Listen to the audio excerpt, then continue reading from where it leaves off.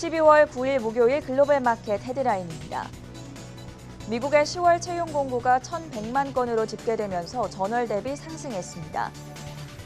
미국의 주간 원유 재고가 24만 1,000배럴 감소하면서 예상치는 130만 배럴 감소했습니다.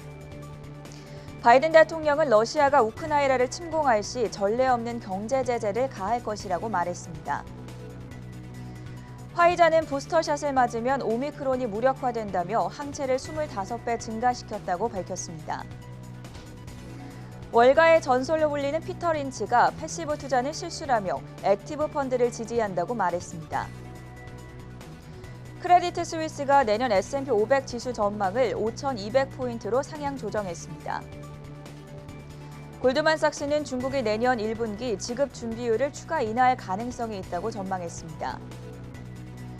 중국의 트위터로 불리는 웨이보가 홍콩 증시에 상장한 전날 7% 하락했습니다.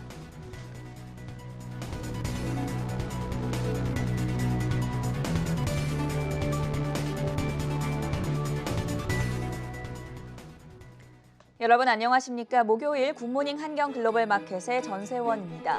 현지 시간 수요일 뉴욕 증시가 3거래 연속 지금 상승 랠리를 이어가고 있습니다. 장중에는 다우지수가 약세를 보이고 있었는데 장 후반으로 들면서 지금 강보합으로 상승 반전이 된 상황이고요. 나스닥 지수가 0.5%, S&P 500 지수가 0.27% 강세를 보이고 있는 가운데 오늘은 상대적으로 특히나 중소형주 중심의 러셀 2000 지수가 0.8% 강한 흐름을 보여주고 있습니다. 먼저 강수민 캐스터의 글로벌 시황 브리핑으로 문을 열어보도록 하겠습니다. 네, 마감까지 30분을 남겨두고 있는 뉴욕 증시 시황 전해드리겠습니다. 오미크론 우려 완화 속에서 이틀 연속으로 뉴욕 증시는 상승을 했었는데 오늘장 혼조세를 보이다가 지금 다우지수가 상승 전환을 하면서 오늘도 상승 랠리를 이어가고 있습니다. 네, 다우지수는 0.08% 상승하고 있고요. 기술주 중심의 나스닥 지수는 0.4%, S&P 500 지수도 0.2% 오르고 있습니다. 네, 다우지수부터 살펴보시면 장중에 어제는 500포인트 올랐었는데 오늘 계속 하락하다가 현재 27% 오르고 있는 모습입니다. 다우지수 편입 종목 가운데 인텔이 2% 가까이 떨어지면서 가장 부진한 흐름을 보였고요. 또 나스닥 지수도 살펴보겠습니다. 어제 3% 올랐던 나스닥 지수가 오늘은 그 상승폭을 좀 줄여나가면서 0.5%대로 오르고 있었는데 3대 지수 가운데서는 가장 크게 오르고 있습니다. 또 대표적인 집콕주들인 펠로톤과 도큐사인이 오늘 10%씩 오르면서 이 나스닥 지수 상승을 견인하고 있습니다. 투자자들은 오미크론 관련 소식과 이번 주 후반에 발표되는 소비자 물가 지수를 주시했습니다. 투자자들의 오미크론 우려 완화 심리는 이미 월요일장에서부터 반영이 되었는데 오늘은 또 화이자와 바이오엔테크가 코로나 백신 부스터샷이 오미크론에도 효과가 있을 것이라는 연구를 내놓았습니다. 이에 따라서 크루즈나 호텔 등의 여행주들이 상승 흐름을 보이고 있고 카지노 관련 업체들과 항공주들도 함께 오르고 있습니다. 또 투자자들은 인플레이션 우려와 그에 따른 연준의 긴축 행보에도 주목을 하고 있습니다. 이번 주 금요일에 미국의 11월 CPI가 발표되는데 전달에는 6.2% 상승했고 이번 달에는 6.7% 오를 것으로 월가 측에서 예상하고 있습니다. 물가 상승률이 연준의 목표치인 2%를 크게 웃돌고 있는데 미국 국채금리는 이런 우려를 반영해서 최근 상승세를 보이기 시작했습니다. 10년물 국채금리는 현재 1.5%대고 일주일간은 10% 가까이 오르고 있는 모습입니다. 이어서 섹터별로 살펴보겠습니다. 오늘 장에서는 11개 섹터 중 3개 섹터를 제외하고 2개 섹터를 제외하고 모두 상승하고 있습니다. 커뮤니케이션주와 헬스케어주가 가장 좋은 흐름을 나타내면서 상승을 주도하고 있고요. 또 필수 소비재와 금융주들은 부진한 흐름을 나타내고 있습니다. 그럼 바로 이어서 개별 특징주 살펴보겠습니다. 화이자와 바이오엔테크가 코로나19 백신 부스터샷이 오미크론을 무력화할 수 있다고 밝혔습니다. 3차 접종 시 항체가 25배 증가하면서 충분한 보호 효과를 낼 수 있다고 전했습니다. 또 오미크론에 특화한 백신이 필요할 경우 내년 3월까지 개발을 마칠 수 있다고 두 기업은 밝혔습니다. 오늘장 화이자는 오르는 반면 바이오엔테크는 3%대 떨어지고 있습니다. 네, 다음은 미국의 스트리밍 업체 로쿠입니다. 로쿠가 자사 스트리밍 플랫폼의 유튜브와 유튜브 TV를 수년간 유지하기로 구글과 합의했습니다. 로쿠와 구글은 지난 4월부터 계약 조건 등을 놓고 의견 차이를 보이고 있는데요. 구글은 유튜브 TV를 탑재하는 조건으로 유튜브 전용 검색 결과 페이지를 만들어달라고 요구했지만 로쿠 측은 거부한 것으로 전해졌습니다. 오늘장 로쿠 크게 상승하고 있는데 20% 가까이 오르고 있습니다. 네, 이어서 테슬라 살펴보겠습니다. 도이치방크가 테슬라에 대한 매수 의견을 재차 내놓았습니다. 테슬라의 2022년 전망을 두고 어떤 경쟁업체도 테슬라를 따라잡지 못할 것이라고 평가했습니다. 어제 4% 넘게 올랐는데 오늘 장에서는 마이너스권에 머물다가 현재는 1.4%대 오르고 있습니다. 네, 다음은 어제에 이어 오늘도 장중 52주 신고가를 기록한 애플입니다. UBS가 애플에 대한 매수 의견을 재차 내놓았습니다. 미국과 중국, 일본, 그리고 유럽 주요국에서 가격대가 가장 높은 아이폰 13 프로맥스 구매를 위한 이 소비자들의 대기 시간이 작년보다 길어졌다고 평가했습니다. 오늘장 애플 2% 가까이 오르고 있습니다. 네, 맥도날드도 오늘 장중 52주 신고가를 기록했습니다. 루프는 맥도날드에 대한 매수 의견을 재차 내놓았는데요. 루프는 맥도날드의 내년 비교 매장 매출을 긍정적으로 전망했고 또 주가 흐름도 긍정적으로 평가했습니다. 맥도날드는 최근 일주일간은 6% 가까이, 6개월간은 12%, 또 연초 대비 23% 올랐는데 오늘장에서 계속 플러스권에 머물다가 현재는 소폭 하락하고 있는 모습입니다.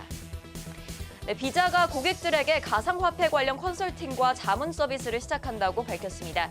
비자는 가상화폐 출시에서 NFT에 이르는 이 모든 과정에 대한 자문을 하겠다며 이미 미국 은행 UMB가 관련 서비스를 받고 있다고 전달했습니다.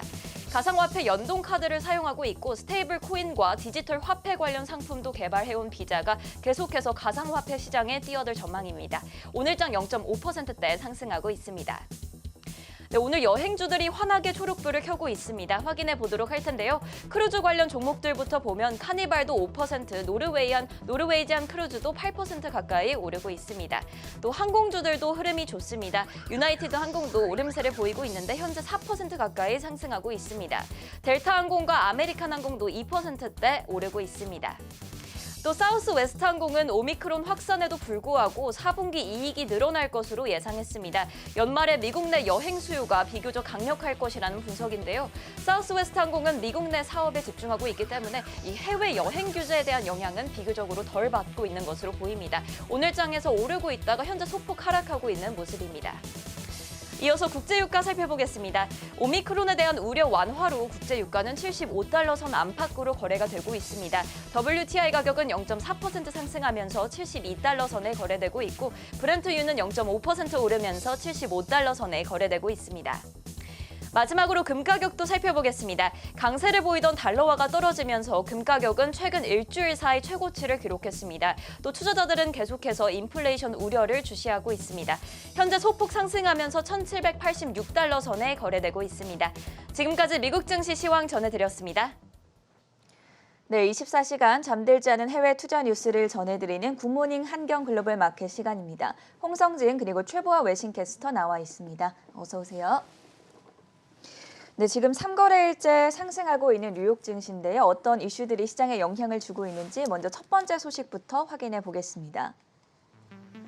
경제 지표 분석해 봐야겠죠. 미국의 10월 채용 공고가 발표가 됐는데 홍성진 캐스터, 구인 및 이직 보고서부터 살펴보도록 하죠. 고용 상황 현재 어떻습니까?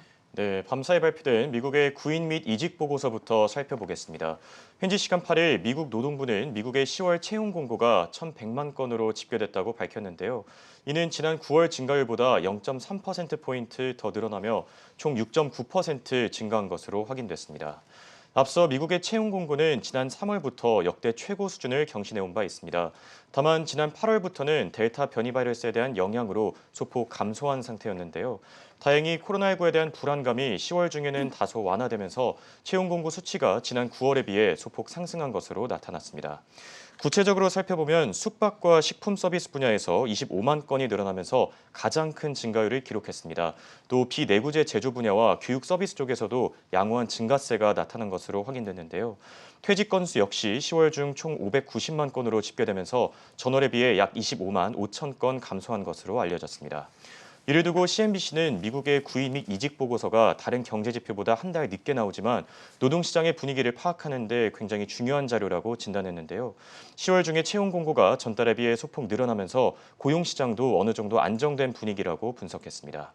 이어서 미국의 주간 원유 재고도 이날 발표됐습니다. 미국 에너지정보청은 주간 원유 재고가 총 24만 1,000배럴 감소했다고 밝혔는데요. 이는 월가 예상치 130만 배럴 감소보다는 낮은 수준이었습니다. 또 해당 소식에 장중 WTI와 브렌트유 가격이 소폭 상승한 점 참고하시기 바랍니다. 마지막으로 글로벌 IB들의 증시 전망까지 체크해 보겠습니다. 최근 들어 월가 분석가들이 미국의 증시 전망을 속속들여 상향 조정하고 있는데요. 이번에는 크레디트 스위스가 내년 중 S&P 500 지수가 5,200선을 돌파할 것이라고 밝혀 시장에 관심을 모았습니다. 이를 두고 크레디트 스위스는 내년 중 미국의 GDP가 7% 수준의 성장률을 보일 것이라면서 견고한 미국 경제가 증시도 뒷받침해 줄 것이라고 전했는데요. 이런 이유로 S&P 500 지수 전망치를 기존 5,000에서 5,200선까지 올린 점 참고하시기 바랍니다. 경제 지표와 증시 전망에 대해서 먼저 체크해봤고요. 두 번째 이슈로 넘어가 보시죠. 네, 화이자 부스터샷이 오미크론을 무력화할 것이다. 그리고 항체가 지금 25배나 증가했다는 보도가 나오면서 오늘 뉴욕 증시 상승을 이끌고 있습니다. 최보아 캐스터가 짚어주시죠. 네, 화이자와 바이오엔테크가 공동 개발한 코로나19 백신이 오미크론 변이종에도 효과를 가지는 것으로 밝혀져 세간의 이목이 집중되고 있습니다. 현지 시간 7일 블룸버그에 따르면 화이자와 바이오엔테크는 남아프리카 공화국 아프리카 보건연구소에서 자사의 코로나19 백신 효과를 실험했다고 전했습니다. 백신을 2회 접종한 후 오미크론 변이체에 감염됐다고 가정했을 때 초기 코로나19에 감염됐을 때에 비해 중화 항체가 40분의 1로 감소했고 3차 추가 접종의 경우 초기 2회 접종보다 항체를 25배나 증가시킨 것으로 밝혀졌습니다. 기존 코로나19보다 오미크론을 표적으로 했을 때 해당 사의 백신 2회 투여 효과가 감소하긴 했지만 심각한 중증을 예방하기에는 충분하다는 분석입니다. 화이자의 CEO인 알버트 블라는 바이오엔테크와의 공동 성명에서 자사의 백신을 2회 접종하면 오미크론 균주로 인한 중증 감염의 위험도를 줄일 수 있고 3회를 접종하면 그 효과는 훨씬 더 향상될 것으로 기대한다고 전했습니다. 앨렉스 시걸 연구소장과 블룸버그 역시 오미크론 변이 감염에 추가 접종이 큰 도움이 될 것이라며 이를 지지했습니다. 며칠 전 알버트 블라는 오미크론의 증상이 비교적 경미하다고 보고는 되고 있지만 전염도가 더 높아 더 빨리 퍼지고 향후 더 많은 돌연 변이를 유발할 것이라고 발표해 사람들의 우려를 자아내기도 했었는데요. 그는 CNBC를 통해 2회 접종과 3회 접종한 사례를 비교해 봤을 때 얼마나 많은 돌파 감염이 발생할지, 어떠한 시점에서 4차 접종이 필요할지, 추가 접종의 용량은 얼만큼 필요한지 등에 대해 이달 말까지 충분한 데이터를 확보할 것이라고 전했습니다. 바이오엔테크의 CEO 역시 겨울철 날씨가 추워짐에 따라 사람들이 실내에 더 많이 모일 것이고 이것이 감염 확률을 높일 것이라며 연구에 속도를 낼 것을 약속했고 화이자와 바이오엔테크 모두 2022년 3월까지 오미크론을 표적으로 한 백신을 사용할 수 있을 것으로 기대한다는 소식도 전해드리니 투자에 참고하시기 바라겠습니다. 최근에는 일론 머스크 테슬라 CEO나 혹은 마크 주커버그 메타 CEO보다도 오히려 화이자나 바이오엔테크 같은 제약주들, 백신주들 CEO 발언을 저희가 더 많이 전해드리고 있는 것 같습니다. 이 내용들 살펴봤고요. 다음 뉴스로 넘어가 보겠습니다. 네, 미국과 러시아 침공 시에 경제 제재를 가하겠다라고 바이든 대통령이 밝혔죠. 얼마 전에 이제 러시아와 미국의 화상 정상회담이 있었는데 업데이트 소식이 들려왔습니다. 어떤 소식입니까? 네, 바이든 대통령이 러시아의 군사 배치에 대한 입장을 밝히면서 강력한 경제 제재 가능성을 다시 한번 경고한 것으로 확인됐습니다. 현지 시간 8일 CNBC는 바이든 대통령이 이날 연설에서 우크라이나에 부군을 배치하지 않을 예정이라고 밝혔는데요. 다만 러시아가 실제로 우크라이나를 침공할 경우에 그동안 보지 못했던 전례 없는 강력한 경제 제재를 시행할 것이라고 전했습니다. 앞서 바이든 대통령은 전일 푸틴 러시아 대통령과의 화상 정상회담에서도 러시아에 대한 경제 제재를 시사한 바 있습니다. 이를 두고 바이든은 푸틴이 자신의 의도를 정확히 파악했다면서 경제 제재와 관련해서는 매우 분명하고 또 직설적으로 뜻을 전달했다고 밝혔는데요. 러시아가 군사 조치를 취할 경우에 러시아 경제가 심각한 상황에 마주할 것이라면서 미국뿐만 아니라 동맹국과의 협조를 통해 러시아에 대한 압박 수위를 높일 것이라고 전했습니다. 다만 이날 바이든은 우크라이나로 미군 파병은 검토하고 있지 않다고 설명했습니다. 바이든은 나토의 상호 방위 조약을 거론하면서 이 조약에 따라 나토 동맹국에는 도덕적, 법적 의무가 있다고 전했는데요. 이 의무가 우크라이나에까지는 확장되지 않는다면서 미군 배치라는 카드는 현재 테이블 위에 없다고 못을 박았습니다. 하지만 나머지 나토 회원국들의 입장 역시 중요하다고 밝혔는데요. 바이든은 푸틴이 전날 정상회담을 통해 미국의 입장을 충분히 이해했을 것이라면서 러시아에 대한 경제 제재가 이뤄지지 않도록 러시아가 적절한 조치를 취할 것이라고 덧붙였습니다. 앞서 러시아가 최근 우크라이나 일대 군사력을 늘리자 전 세계 국가들은 우크라이나의 침공 가능성을 주시하고 있는 상황이었습니다. 러시아 측은 우크라이나의 나토 가입 움직임과 서방 국가들의 영내 군사훈련 확대 반대에 대한 조치로 군사력을 늘리고 있었는데요. 다만 바이든 대통령이 경제 제재라는 초강수를 둔 만큼 러시아도 이 같은 조치를 철회할 수 있을 것이라는 게 전문가들의 분석입니다. 네, 미국과 러시아의 갈등에 대해서 들어봤고요. 네 번째 뉴스 확인해 보겠습니다. 비자가 가상화폐 관련한 서비스를 개시를 했습니다. B2B 자문 서비스라고 하던데요. 사실 비자가 실적 발표 이후에 주가 흐름이 상당히 안 좋았었는데 그래도 최근 일주일 동안 한 10% 정도 급등을 해주고 있거든요. 이번 소식은 또 어떤 영향을 미칠지 궁금한데 어떤 서비스를 출시한 겁니까? 네, 세계 최대 결제업체인 비자가 은행과 가맹점 등의 고객을 대상으로 가상화폐 자문 서비스 제공에 나섰습니다. 현지 시간 8일 로이터 통신에 따르면 비자는 가상화폐와 관련해 고객을 유치하고자 하는 금융기관부터 흔히 NFT라고 하죠. 대체 불가능한 토큰의 영역까지 노리고 있는 소매업체와 다양한 회사들의 초점을 맞출 예정이라고 합니다. 이 가상화폐에 대한 주요 트렌드 조사, 고객사의 시장 진입 전략 수립 등에 대한 여러 가지 조언들을 제공할 것이라고도 덧붙였습니다. 이 비자는 스테이블 코인과 중앙은행 디지털 화폐인 CBDC에 이어 이제는 컨설팅까지 빠르게 사업 영역을 넓혀가고 있는 모습입니다. 현재 약 8천만 개의 매장에서 가상화폐를 사용할 수 있도록 추진 중인데요. 2020년 10월 1일부터 2021년 9월 30일까지 가상화폐 지원 카드에서 발생한 35억 달러 상당의 디지털 통화 거래를 처리했습니다.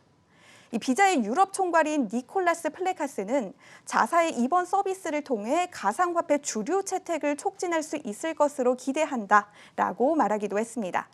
경쟁사인 마스터카드 역시 가상화폐가 카드 결제를 넘어선 주요 성장 동인이 될 것으로 보고 있습니다. 이 비자가 사실 그동안 마냥 순탄했던 것만은 아닙니다. 대형 기술 기업들의 압력도 받은 전적을 가지고 있는데요. 아마존은 지난달 높은 수수료를 이유로 영국에서 비자의 신용카드를 사용 중단했고 전자상거래 업체인 타이탄 역시 호주와 싱가포르에서 유사한 조치를 취하기도 했습니다.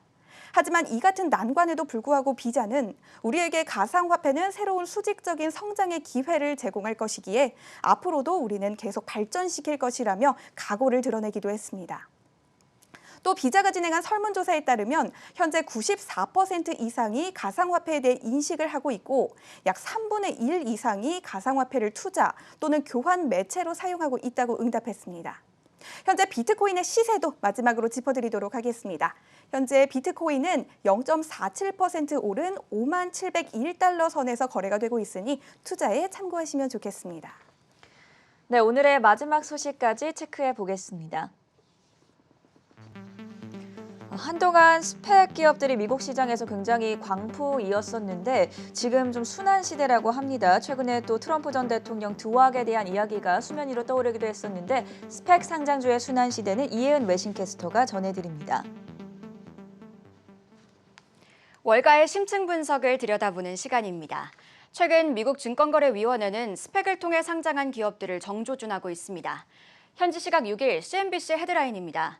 해당 보도에 따르면 루시드와 트럼프 스펙이 나란히 미국 규제 당국의 조사에 직면한 걸 알 수 있는데요.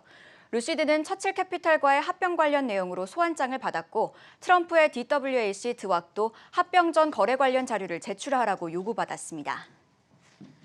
이 두 회사 외에도 니콜라 로즈타운, 카누워크 그리고 워크호스 등 스펙 상장을 거쳤던 기업들이 줄줄이 증권거래위원회 조사를 받고 있습니다.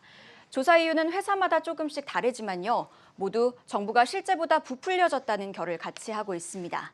이렇게 증권거래위원회가 스펙 회사들을 정조준하고 있다는 건 당국과 의회 차원에서 준비 중인 스펙 규제안이 곧 추진될 것이라는 걸 의미하기도 합니다.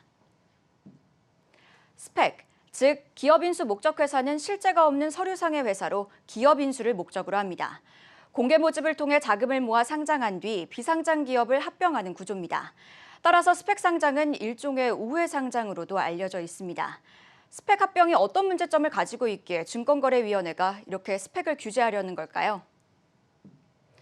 먼저 스펙 상장과 전통적인 IPO를 비교하면 스펙 상장이 IPO보다 실적 면에서 뒤처지기 때문입니다. 2018년 이후 상장한 기업들의 실적을 비교해보면 전통적인 IPO를 통해 성장한 기업들은 61% 상승했습니다. 하지만 스펙 상장 기업은 11%밖에 상승하지 못했습니다.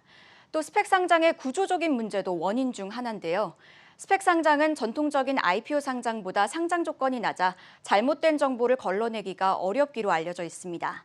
따라서 준비가 안 된 기업들이 상장하는 경우도 있습니다.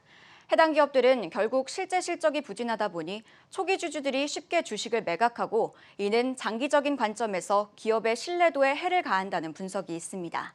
이외에도 많은 유명인이 단순히 스펙 홍보용 수단으로 이용되고 있는데요. 이미 올해 초 증권거래위원회는 이의 위험성을 경고한 바 있습니다. 스펙 상장의 불확실성은 해당 기업의 변동성에도 영향을 줍니다.